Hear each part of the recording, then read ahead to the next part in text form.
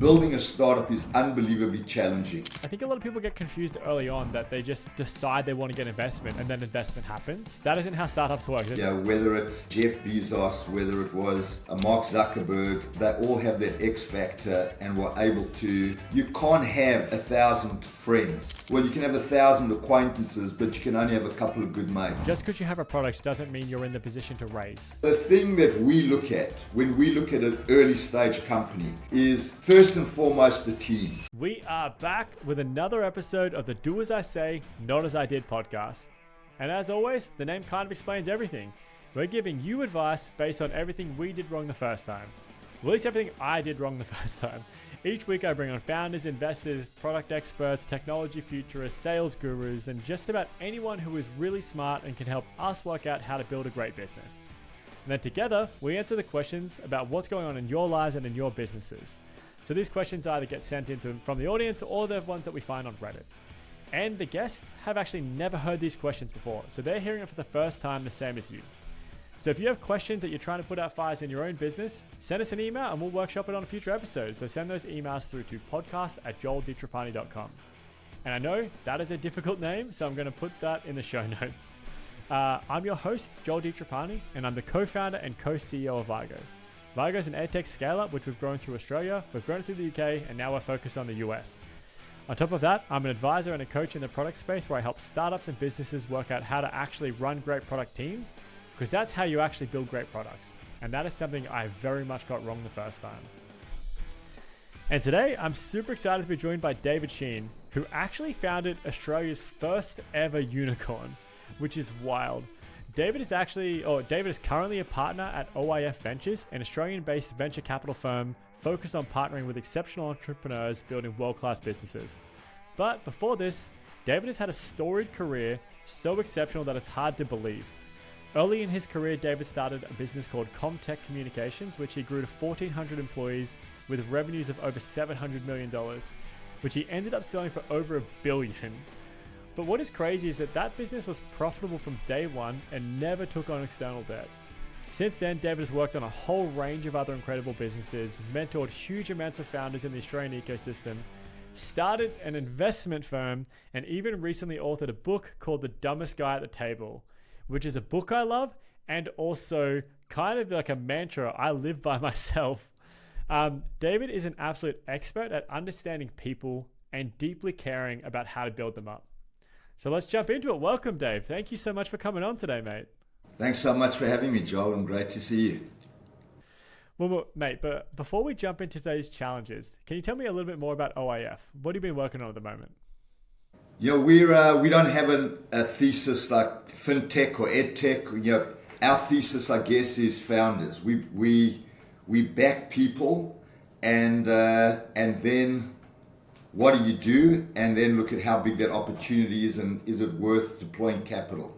So we have investments literally from cybersecurity at the one extreme to two founders that are digitally transforming the funeral industry at the other, and everything in between. So we have our portfolio companies in edtech, in marketing technology, in fintech, in construction tech. And the common theme is, we love our founders, and I hope they love us as much as we love them. And so our fund has always been built on what we call the 3 Fs, where the first one is we're absolutely committed to our founders. We absolutely want to make sure that we add more value than just write a check. And our best, at the end of the day, I can say what the hell I want. The only thing that counts is what do our customers say, and our customers are our founders. So we, any founder that pitches to us, I'd say, and if we wanted to invest in their business, I'd say, Joel, why don't you go and talk to any of our portfolio companies and ask what we've been like to work with as a partner. The second F is our second customer. That's the people who have entrusted us with their capital. They are the investors in our fund. We are a fund, and somehow we've got to deliver exceptional returns to those to our investors. And third of all, we always say we're a fund without a D. We want to work with people that we want to work with. We want to know that if we have to go for a beer with them, not if we have to, if we go for a beer with them afterwards, not because we have to, it's because we want to. And that's pretty much what we did at the outset 7 years ago when the fund was established, and nothing's changed in our mission and our value since. I don't work with OIF. Vigo hasn't been invested in by OIF, but the experience I've had with OIF has been different to any other fund that I've met, particularly in Australia. So, Dave, I came down to Sydney. We'd had like a little bit of interaction beforehand. And he said, "Hey, come to my house. Let's have a chat. Tell me about Vigo." You invited me into your home. You introduced me to your family. You bought lunch for us. It was a very different experience to just sitting across a boardroom table from someone. And then he said, like, "Hey, are you here tonight? Come hang out with our founders. We're all having beers tonight. Like, everyone that's in Sydney is all catching up." And like, that was a very different culture that I hadn't seen, that I really don't see a lot of in Australia. Well, I appreciate that feedback because that's literally what we try and do. We want our founders to, I think potentially, some funds may feel we've got the cash, we're the important guys. In the way I've always worked is that it's absolutely a partnership. It's not who's more important in the relationship. The only way we can deliver for our other customer, which is our investors, is by backing exceptional founders and making sure that we really treat them as an extension of our business, which is how can we help you to build a great business that's going to help you do well and succeed, which in turn will help us succeed by delivering great returns. Yeah, I love it. Well, look, we'll call it there before I talk about OIF for the whole day, but we'll jump into some of the questions today. This question is called Due Diligence for Seed Investment. I need some advice. I'm a solo founder for a consumer app. I've been bootstrapping the development of the app with 2 engineers. The app is already working and going into beta mode for some user feedback before I launch it. I've reached a point where I need to raise some money to scale it further to acquire more users. This is my first time trying to raise any funds, so pardon my ignorance. What type of due diligence would seed investors typically do? This is from Current Macaroon 503. That's an awesome question, Joel. And first of all, I should say we typically are not seed investors. We are early stage investors. And probably the big difference for us would be we'd want to know that there's a product and there's some customers who are paying for that service. However, even in the early stage, a lot of people do ask me what do we look for in the very early stages of any company. So when you're an angel or when you're a seed investor, there is very little data. There's very little numbers that you can look at, and really what you're looking at is the founder.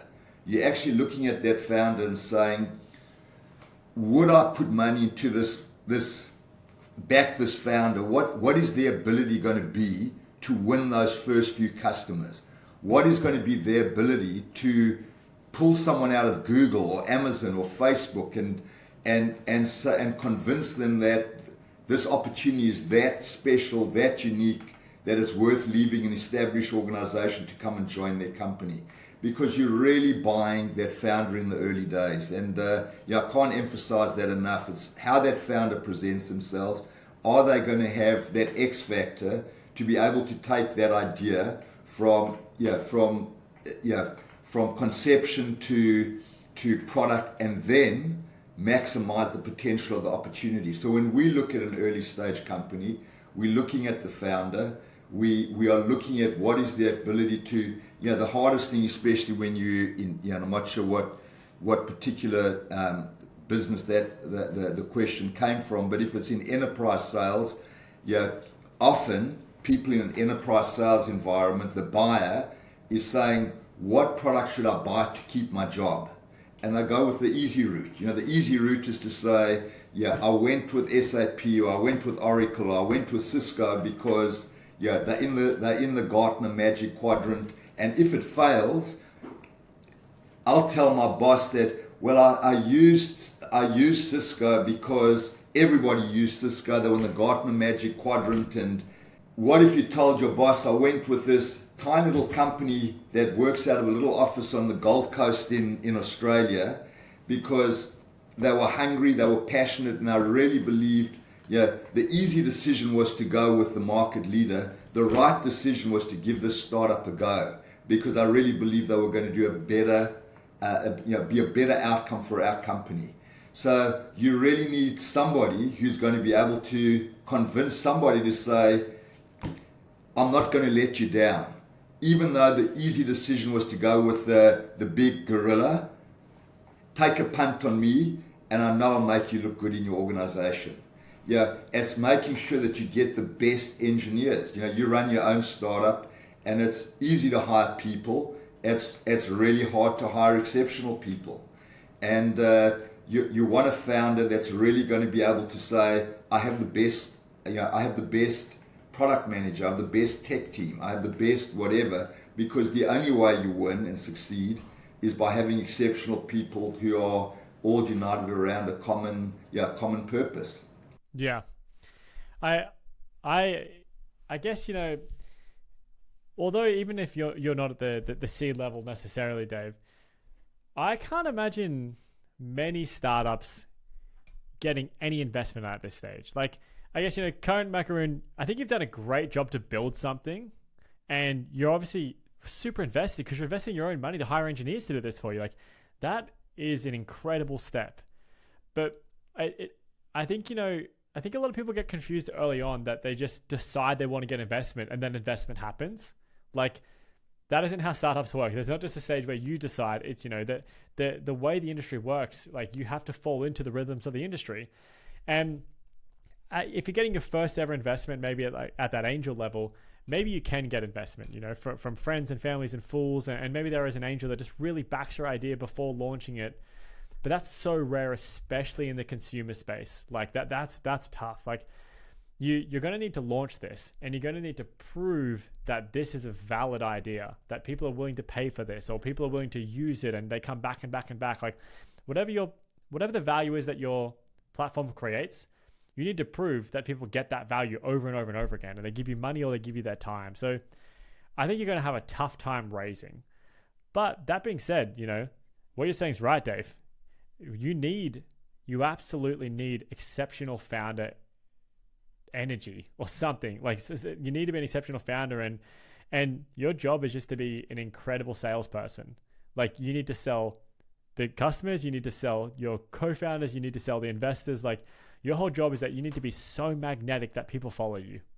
Exactly, and those are the founders that are the guys that eventually succeed. The people who have the X factor, whether it's a Jeff Bezos, whether it was a Mark Zuckerberg, or closer to home, you go and look at a Nick Molnar from Afterpay. They all have that X factor and were able to attract customers, staff, and business partners to their business in those really early days. And that's and I think if I can piss in my own pocket, I think that was the one skill. There's a good reason the book's called The Dumbest Guy at the Table, but the one thing that I did have was I was able to convince customers to give me a go really early on, when there was a much more bigger established alternative in the Australian marketplace at the time, selling the identical product. That's an expression. I love having people from Australia on the show, because you don't get expressions like that in America, Dave. Like, pissing in your own pocket. That's so funny. I love it. I hope the audience, if you're an American in the audience, please hit me up and tell me what you think that expression means, because that's going to be hilarious. But look, that's really good. But say Dave, this current Macaroon, the founder, that they've convinced someone, yep, I want to invest, and they've convinced an investor to come on board. At that very early stage, what are the kinds of due diligence that the investors are doing? Like, are you looking through legals, through investor contract, like sales contracts, through data? Like, what are the things that come to mind that you actually want to? So probably the bulk of the due diligence we would do in that early stage, other than that gut feel. So I'd say early stage, there's a huge gut feel decision you're making by betting on that founder having that X factor. But then the due diligence that you would be doing, the extensive due diligence you'd be doing is saying, okay, so Joel says this is the problem that his product's going to solve. You then go and, we'll do our due diligence on the market, seeing what else is out there, if anything. What's the likelihood that you're going to be able to compete against that, the incumbent, and how big is the opportunity? Is it, as a VC firm, and just we are one of a number in Australia, in the US. There's a whole lot more. I mean, we see 20 opportunities every week. So we would have to look at that opportunity, and now our gut feel says the founder is the right person. We really believe this is an exceptional founder who can really deliver on what they say they can. You now go and look at the due diligences around the size of the opportunity. Is it worth saying, if we put $1 million into this opportunity, can we 10x? Do we believe we can 10x our capital? Or are we just going to double? And if we're just going to double our money, we'd say, great guy, great opportunity, but not for us. It's not big enough for us to take a chance at this early stage on investing. Yeah. Okay. So it sounds like, you need to come to your own independent conclusions that the market size and I guess like the industry matches what this founder's saying. And if you get a gut feel about the founder, that all kind of works out, then the rest of the legals and stuff is more just about check boxes, and you can work through that together. Well, the legals are pretty easy, and there's some standard terms in most VC contracts in terms of anti-dilution and liquidation preference, etc. Terms would be one of the things that we'd look at it would just be making sure that the valuation, once again you can do your due diligence. We love the founder, we love the opportunity, but the founder wants this massive valuation that you feel that you'll never be able to 10x your capital. So I mean, the earlier stage an investor invests in your business, the bigger the return they're going to expect. First of all, they're taking more risk. Second of all, if you're in at seed, there's going to be a Series A, a Series B, a Series C, and you're going to continually get diluted along the way. And that's why I say, we would look at a 10x, because by the time you've finished, you may not be able to follow your pro ratas all the way. You may end up in saying we're only going to get, and when I say only, we'd be more than happy with a 5x return on this investment. If you start off at 2 times, you're going to end up getting your money back, and nobody wants to do that. And so that part of the contract is really, really important. The legals, I think today are pretty standard. There's generally not, sometimes the one surprise a founder gets. We always tell the founder that their shares vest over a period of time, and understandably they often get upset about that. And really the reason that we would sometimes put that into a contract is because we are backing that founder. If the founder walked away tomorrow, we'd be left carrying the can and saying we would never invest in this company if the founder wasn't there. So my answer to that founder would be, are you going to be leaving the company anytime soon? No, I'm here to stay, and then don't worry. So it's super standard. I see investors doing that all the time. I'd say the only time it doesn't get done is that when a company has such a intensely competitive round for investors that they can start to dictate terms. But other than that, the vast majority, it's in there. But look, I'll try and bring this one to a close now, Dave. I'll give this one a bit of a summary. What I would say, and it's actually, I'll give my book a little plug, but actually, we do have a little chapter at the end about raising, and I'm going to try and find the thing, but we basically look at what we call the four T's. So when we invest, we're backing the team. The timing is absolutely critical. So I'm going to pick on Afterpay.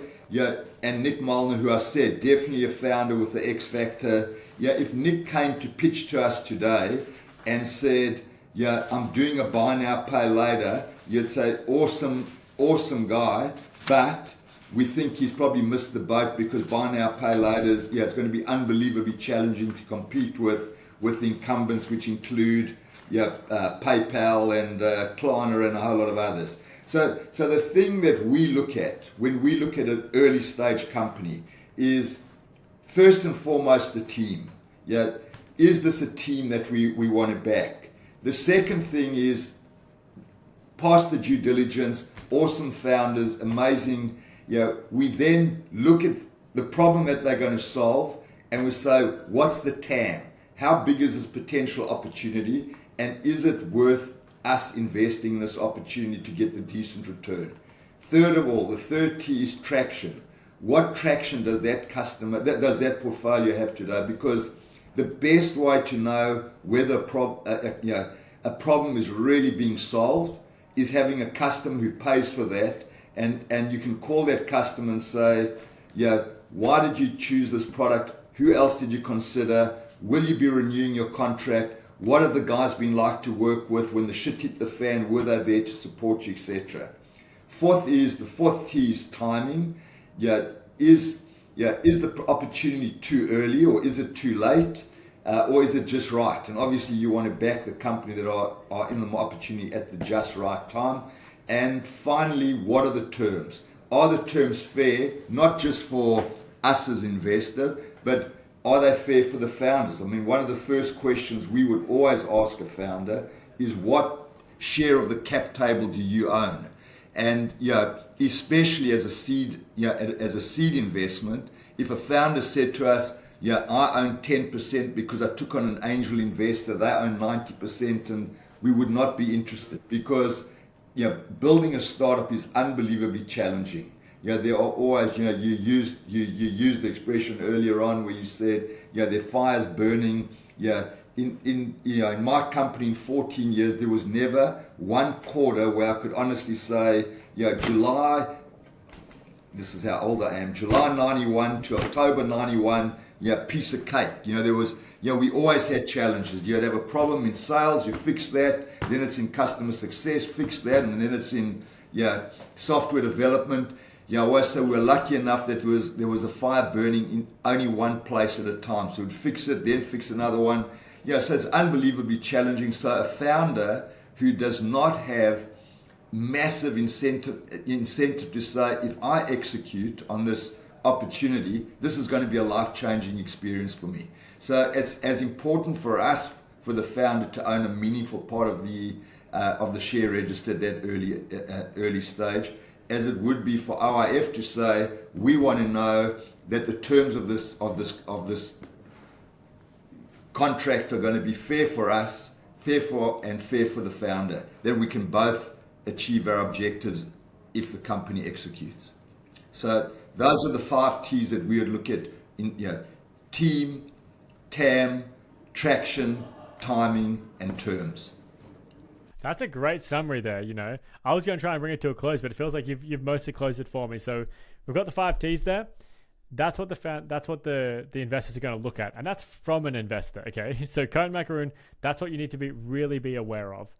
But just on top of that, I would say, just because you have a product doesn't mean you're in the position to raise. You need to tick off all of these other kind of 5 T's that Dave's talking about. So just because you feel like you might want the money now, you might not have gotten to the point where you can actually prove that you can bring someone on board. So you need to go out and you need to test the market, and you need to get really clear on that.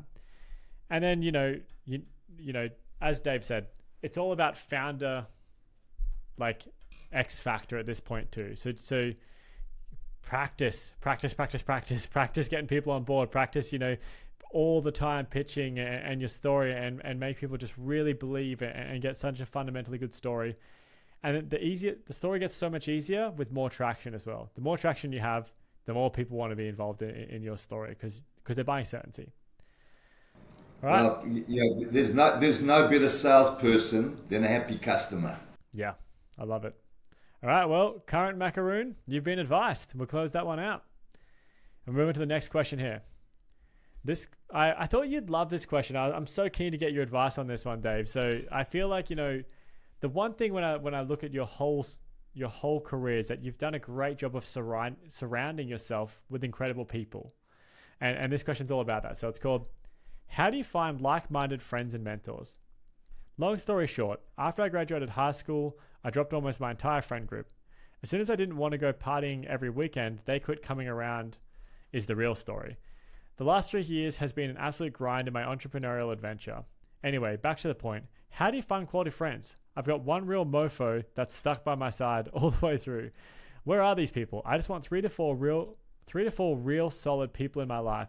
Just some fellas trying to figure this thing called life out and hustle along the way.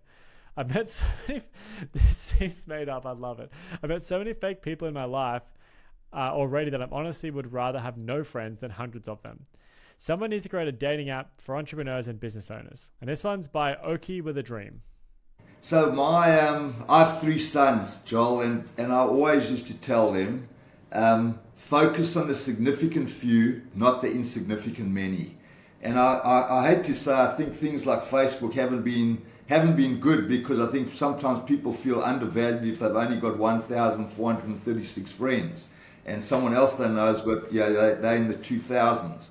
And you actually can't, as your life evolves, when you're young and you're at school, you can have more friends than when you have other commitments like, a partner, you have a job, and you get less and less time to party and to go out, and eventually exactly what's happened in this case is the fake friends weed themselves out, and the guys, the true loyal friends will stick around and understand that everybody's priorities change in life. When you have kids, your priorities change from when you had no kids. When you didn't have a partner, you can be out with your mates more often than you are when you do have a partner. You have to say, I've now got to split my time between my friends and between my partner, and then you have kids, and then I've got to have time for the kids. So I think you can't have 1,000 friends. Well, you can have 1,000 acquaintances, but you can only have a couple of good mates. And I really believe, and once again, I can really talk from experience, because I'm 63. I've got some friends that literally who live in the US. One lives in Miami, one lives in Boca Raton. My one mate was born on the 1st of October. I was born on the 3rd. We've been friends since the day we were born. Wow. And I know, both of us have had ups and downs, but we're always there for each other, even though we're on different continents. And things like WhatsApp and FaceTime have made it easier for us to stay connected. But there's nothing better than when you get together with an old mate. We talk the same crap that we speak every time. Do you remember when we went to this and we did this? And you laugh, and it's there's nothing like having good mates. But once again, having migrated, I left South Africa in 1986, and some of my friends went to the US. And one of the best sayings I've heard is, I have lots of friends in Australia, but as someone once said to me, you can make new mates, but you can't make old mates. And my old friends are like my family. We'll do anything for each other. I'd rather have 4 or 5 really good friends than lots of acquaintances that as I said, earlier, just talking about what were the guys like when the shit hits the fan. It's the same with a good relationship. It's with a friend, you want a friend that when the shit hits the fan, they will always be there for you, and they know that it would be likewise and the other way around. And I'm pretty happy with a handful of good mates, as opposed to telling everyone I'm the most popular guy in Sydney, because you just can't have, and it's even in business. You sometimes have to say, for every 100 opportunities we turned down 99. And I rather wanted to focus on the significant few and not the insignificant many. And that's life. So, I think, it sounds like you're super aligned with Oki with a Dream here. It's not about having tens of thousands of surface level friends. It's you want those friends you can go deep with, but So Oki's now in a position where he's missing that, and he doesn't have that, and he's feeling kind of all alone. What steps would you take? You must have done it when you moved here. Like, what steps do you take to start to build those friendships again? How do you find those friendships and those mentors? I think it's finding something of common interest, and probably one of the luckiest things that happened to me was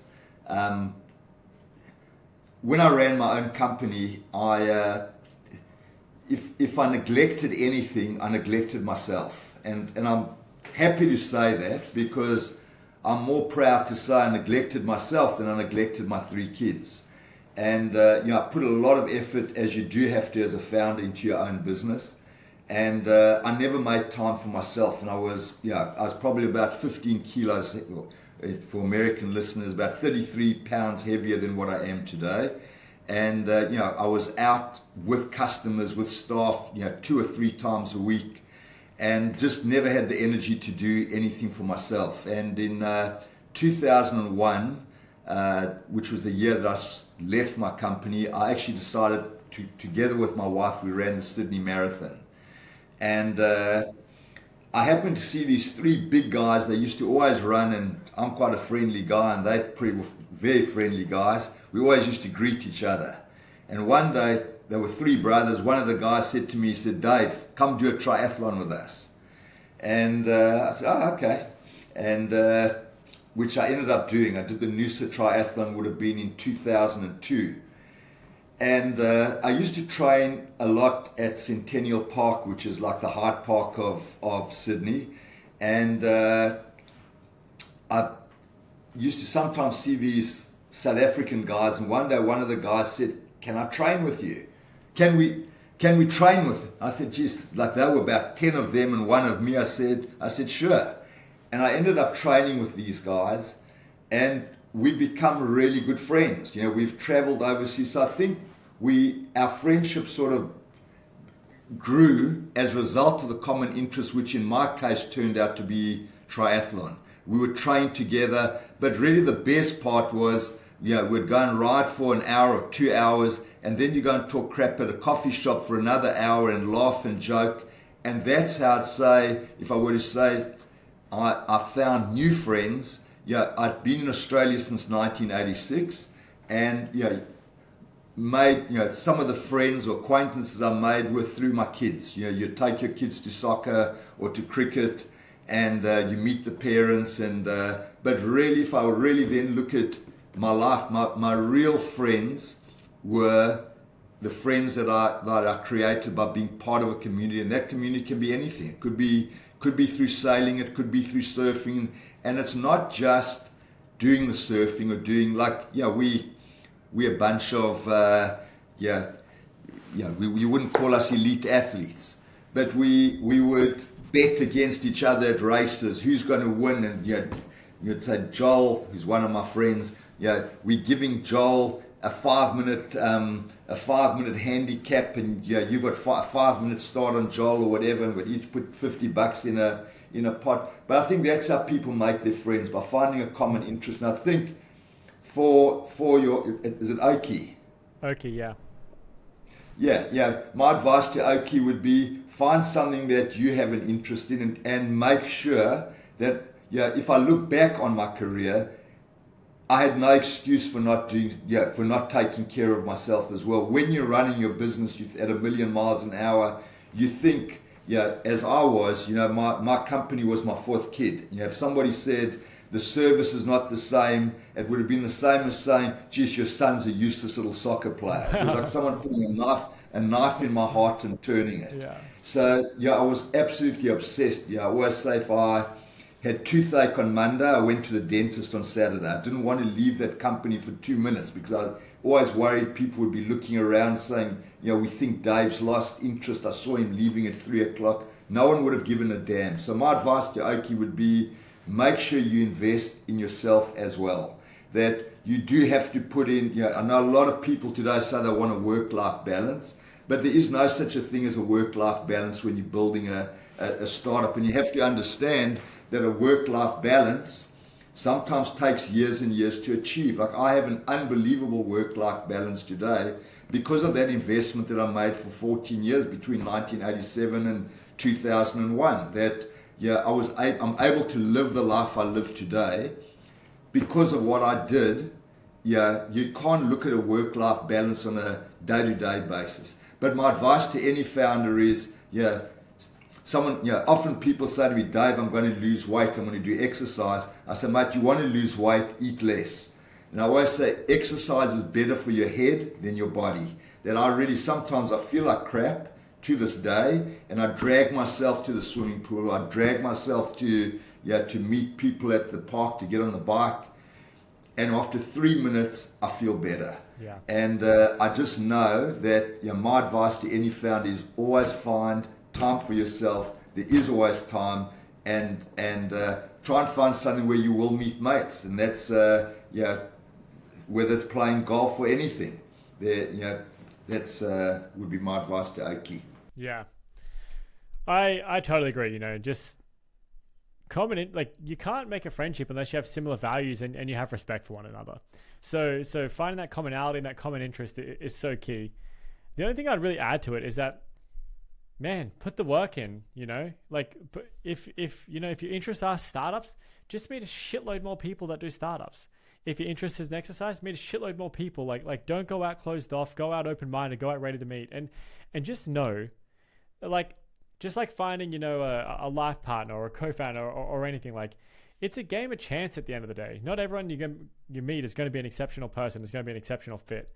So, some tactical stuff that I do when I just moved to the US, I did shitloads of cold outreach, hundreds of cold outreach messages to people that I think had similar interests with me. I started throwing events, every 2 or 3 weeks I throw a different event. I would go to so many events. I met, hundreds or maybe thousands of people here.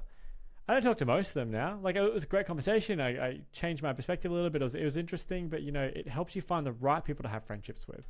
And so just, know what you're interested in and put the work in to meet more people in that space. But just as a separate point, I think you make a great point, Dave. Look after yourself. Exercise.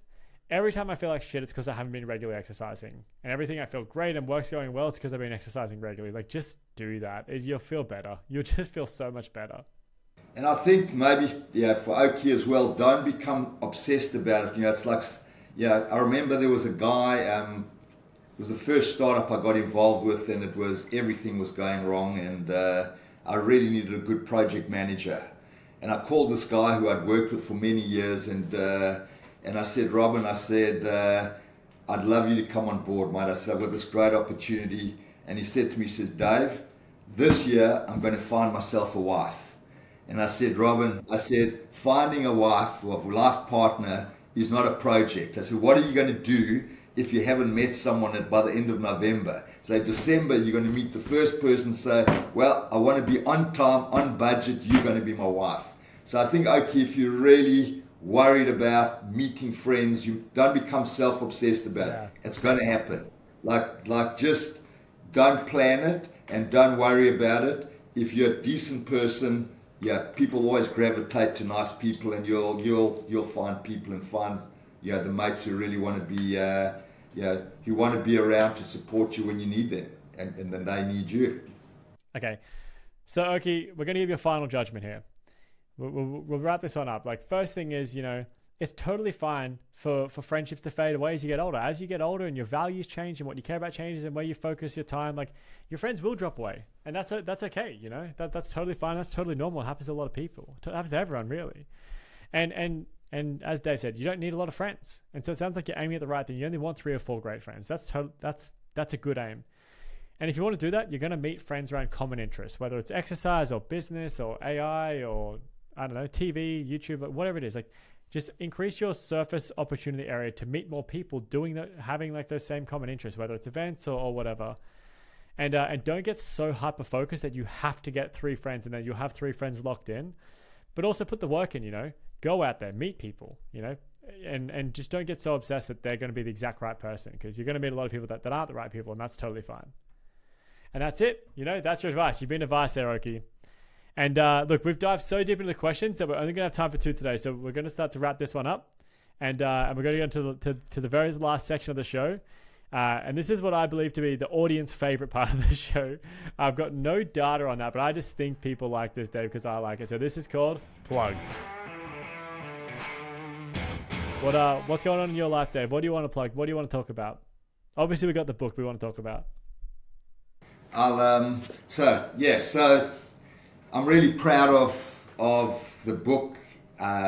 It's I guess it's 35 years of my life experience of building what I believe is what I think it takes to build an awesome company. And I was really proud because when I look at my book, and I'm not sure, being in Austin now, Joel, if you followed what's happened with Qantas, but one of the chapters in my book is what I call the 5 key performance indicators for building a long-term sustainable business.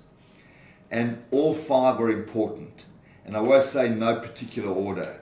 And if you look at what happened with Qantas, Alan Joyce announced record profits, $2.5 billion profit, the biggest profit that Qantas has ever made in its history.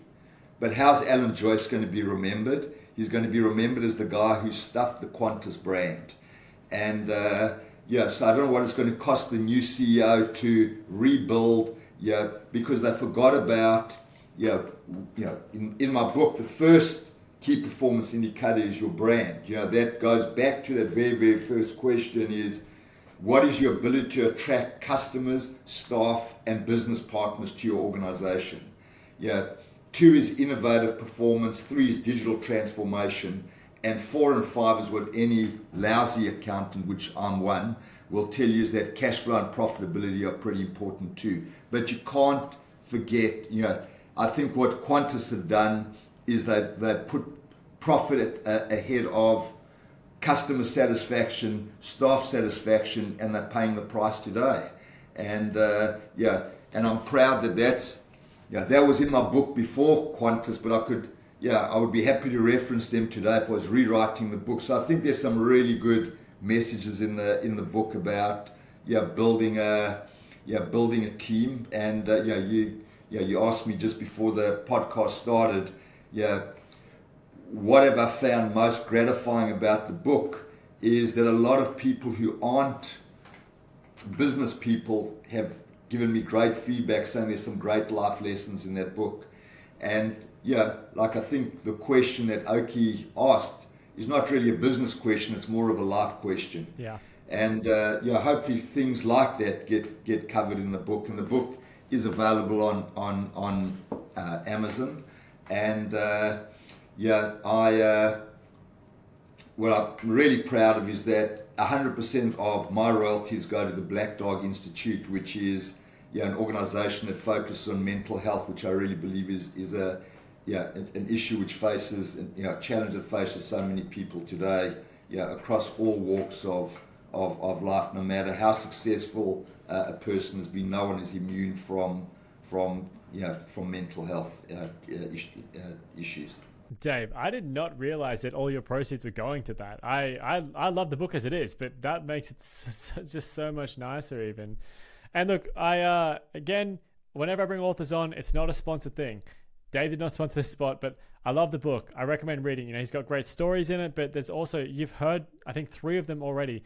There's so many frameworks in it. There's so many tactical ways for you to think about your business and how you should grow it. And it does go beyond life, or beyond business into life. So get the book. I'll include links in the show notes as well. I'll also include all of David's, all of his social handles as well if you want to follow him too. And then on my side, thank you to everyone that listens. Thank you to everyone that likes and subscribes. And for those of you who don't like and subscribe, do it now. Pull out your phone, hit like, hit subscribe, get your friends' phones out, like and subscribe. And as always, I condone stealing phones if the sole purpose is to like and subscribe on their phones as well. So steal someone's phone, download, then give it back because I love the podcast too. If anyone has questions, send them through. We love these problems. We love answering them. So if you want them answered on the pod, send them through. We'll answer it with a future guest. Send those through to podcast@joelditrapani.com. And if you just like talking about this kind of stuff, I'm obsessed with it. I love these conversations. You got product challenges, startup challenges, let's have a conversation. I've got a booking link in the show notes. Book some time with me. I'd love to jump on a call. And that's it. I'm going to wrap this one up. So Dave, mate, thank you so much for coming on. Thank you so much for sharing your stories and your advice and your frameworks. I've absolutely loved this. It's been a great conversation. And thanks for having me, Joel. It's been awesome. It's been a lot of fun. And to the audience, this has been another episode of the Do As I Say, Not As I Did podcast. We'll see you all next week.